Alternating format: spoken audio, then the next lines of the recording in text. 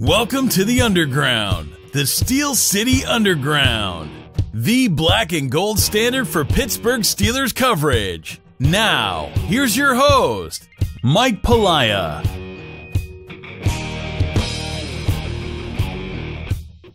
Welcome everybody to another edition of Steel Nation Radio, brought to you by Total Sports Enterprises. I'm Mike Palaya of SteelNationAssociation.com, where we cover the Steelers 24/7 while bringing you, the Steeler fans, together in an effort to raise money for Children's Hospital of Pittsburgh. Come visit the site, read the articles, listen to the podcasts, join the club, go to the store, help us raise money for the kids at Children's. And please don't forget that when you either buy something in our store or join our club, we are giving additional money to cancer research, specifically for breast cancer, in the month of October. So please help us raise money for both causes. And as always, you can get my articles and podcasts on SteelCityUnderground.com, along with many other great columnists who cover the Steelers in depth, better than just about any other site out there. So please read all of our articles on that site, listen to the podcast, look out for some great giveaways, and much, much more.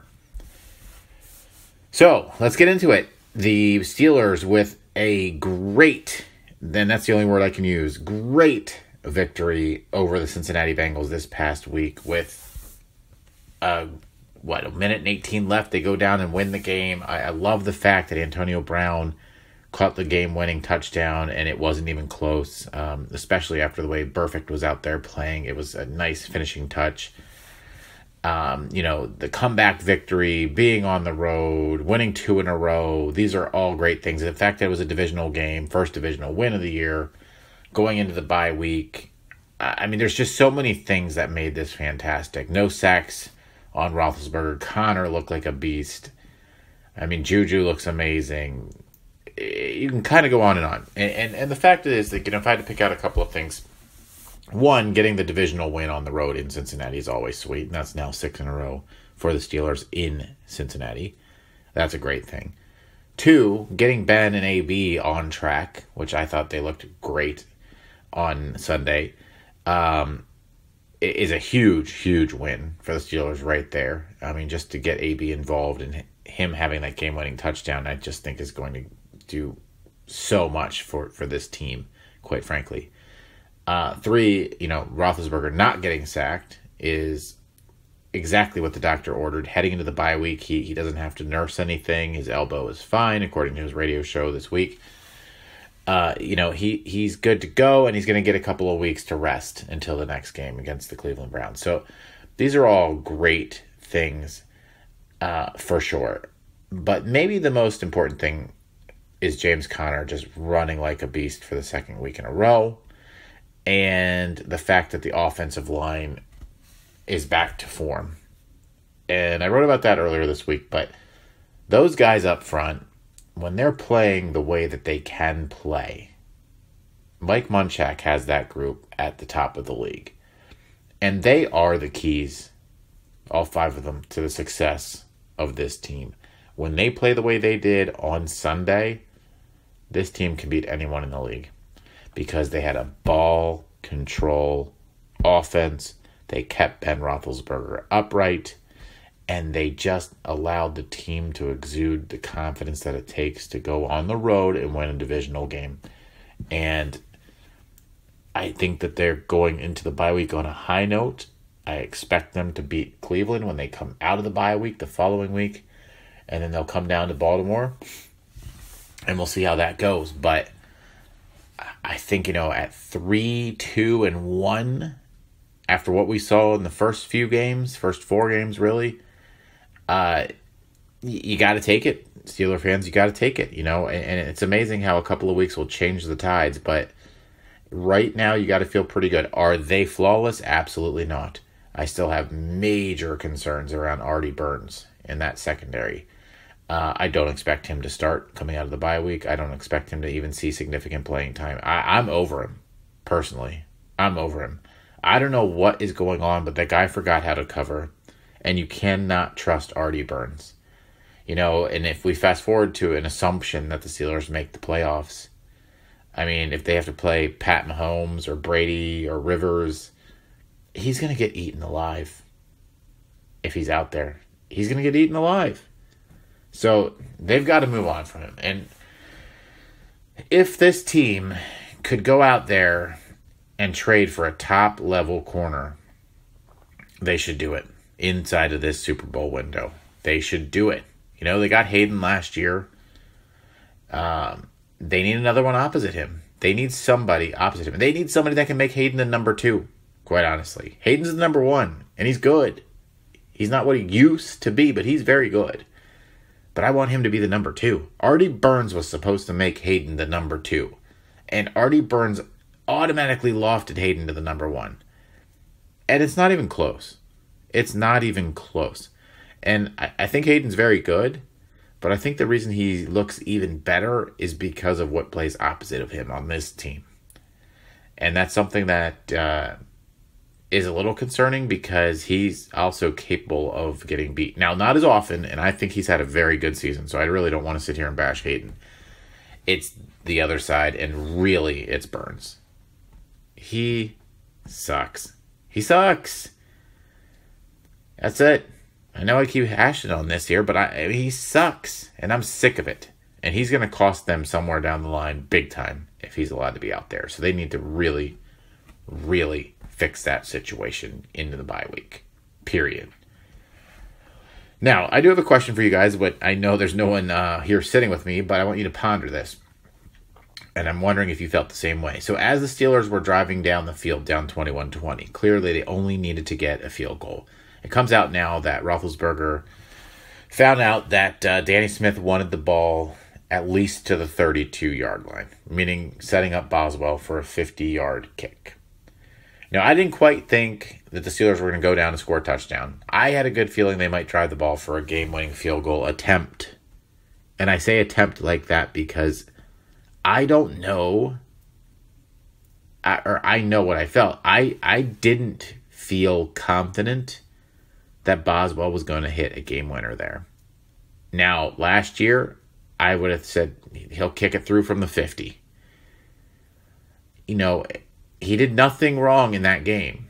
Don't get me wrong. He did nothing, to suggest that he was going to miss in that game. But the previous games compiled together have made me have at least second thoughts about him. Now, I'm in no way suggesting the Steelers should release him right now, of course.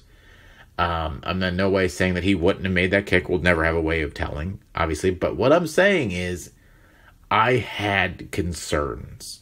Maybe for the first time this year. And I know he's missed several kicks, but I had concerns. And I wonder out loud to you guys, did you?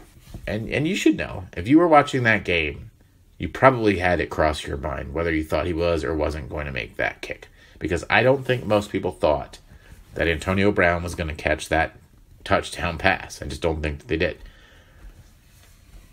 Turns out he did. They left 10 seconds on the clock. Steelers win. They get out of Cincinnati unscathed, despite the fact that Vontaze Burfict tried to do his best to decapitate AB. Said he was going to go after Juju. The guy needs to be suspended. And NFL, I'm talking to you, you hypocrites. You unbelievable hypocrites. If this guy does not face a suspension, and I recognize he's only come back and played 2 games since his 4-game suspension earlier this year for substance abuse, on top of all the other suspensions he's had for on-field and off-field antics in the past. You say you're out for player safety, NFL. You preach it all the time. Player safety, player safety. So much so that a quarterback can't get sneezed on without there being 2 flags thrown. Yet, when a star like AB is clearly being targeted, clearly his head is being targeted, nothing happens. What is going on, you hypocrites? You're so concerned about the quarterbacks, and I'm not saying you're wrong in wanting your best quarterbacks to be out there.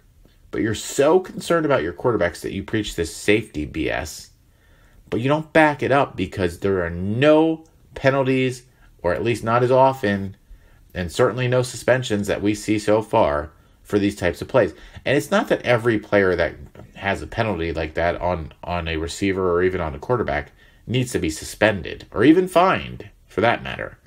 But when there's a guy like Vontaze Burfict with the history that this guy has and just the sheer ugliness with which he plays, the thuggery, quite frankly. And look, the guy's a hell of a football player.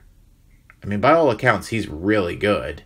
The Steelers will say so themselves. The guy can play football, but he's reckless. He's dangerous.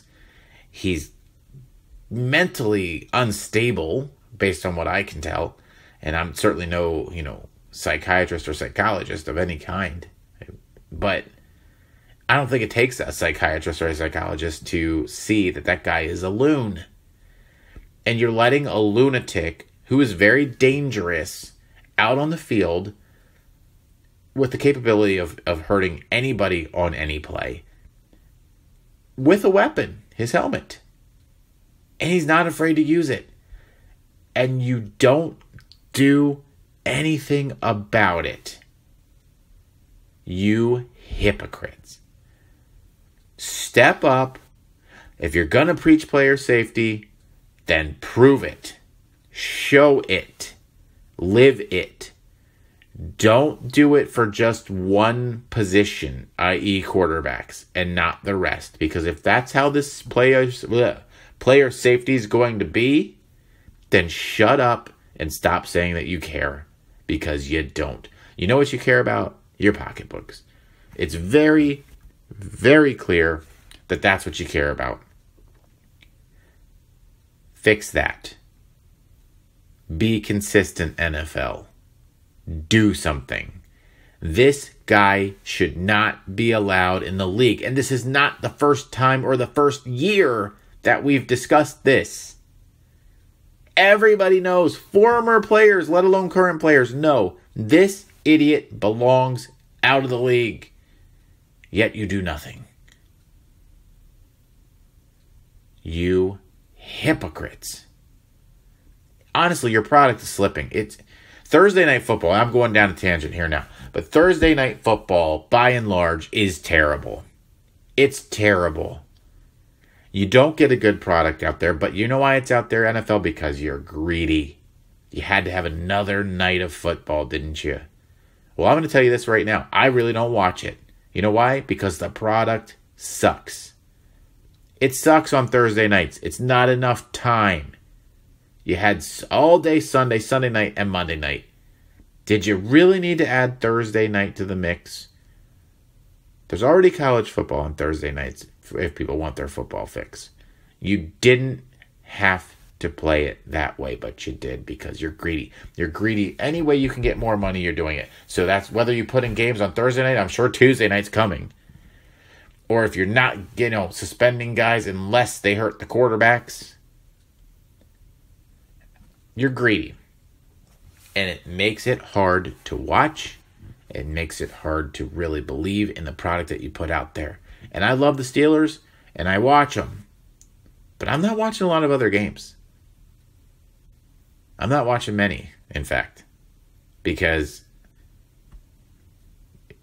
the product's not that good. There. I said it. I'm not the first. I'm not the last. The product's not that good. When you're calling flags on legitimate tackles on quarterbacks and not on violent plays on receivers. You hypocrites. Anyway, that was a big, big tangent on the NFL. In terms of the Steelers, I think, great shape going into the bye week. I think we'll have to play it out and see if Le'Veon Bell comes back. Nobody on the Steelers organization seems to think that that's going to occur. Or they don't know if it will, I guess. Jeremy Fowler of ESPN says he still thinks it will. He thinks it'll be next week, the week leading into the Cleveland game. So we'll see if that's the case. As far as I see it, I do think he's going to return. I think he's going to return before the Browns game. I think he's going to expect to play. I think the Steelers should use their 2-week roster exemption, not pay him, not play him, and then bring him back after that. And if he doesn't like it, so be it. This is the last year for Le'Veon Bell in Pittsburgh. I hope he has a great 6 or 8 games, whatever it may be that he plays, and then into the playoffs. But the way James Conner is running right now, and I know that 2 weeks ago I said something different, but the way James Conner is running right now, Le'Veon Bell cannot take that job. Now, 2 weeks ago I said that it was time for Bell to return and they needed him. But that's changed. 2 weeks in this league will change things real quickly, and it did. If Connor's going to run like this, Bell is not needed in that offense other than a back that gives Connor a rest. And yes, he's better than Connor. I realize that. But why disrupt things? And Connor is your present and he is your future. Bell is neither at the moment. And I think they should visit trading him for one of those top corners out there. Maybe Peterson in Arizona, for example, if that's possible. I don't know why Arizona would do it unless they felt like they could sign Le'Veon long term. But I don't think he would sign there considering the Cardinals are terrible. But if they could get a guy like that somewhere, somehow, for Bell, you do it. Because again, to make this full circle, Artie Burns is not that guy. But time will tell, and we'll see what happens. Gut feeling, he returns leading into the Cleveland week. The Steelers don't exercise the roster exemption, and he plays. He doesn't start, but he plays. That's my prediction. I think he could be a problem in the locker room initially, but I think that players know how good he is, and when you are that good, I think you get a pass inside of those locker rooms. The fans may not help that. I think the fans might boo his ass every single time he touches the ball in Pittsburgh. But he's earned that. He's earned those boos. And feel free to rain those boos upon him when he does return, which he will. By week 10, he'll be there. He has to be, or he will not get a service here. And then we'll be dealing with this drama next year. So, let's wait and see. Until then, it's been a good week after another Steelers victory. I will catch you next week leading into the Browns game. So there won't be a victory, there won't be a loss, there won't be a tie, but we'll talk about the Browns game next week. Until then, have a good one. We would like to thank you for listening and remind our listeners to follow us on social media and our website, www.steelcityunderground.com.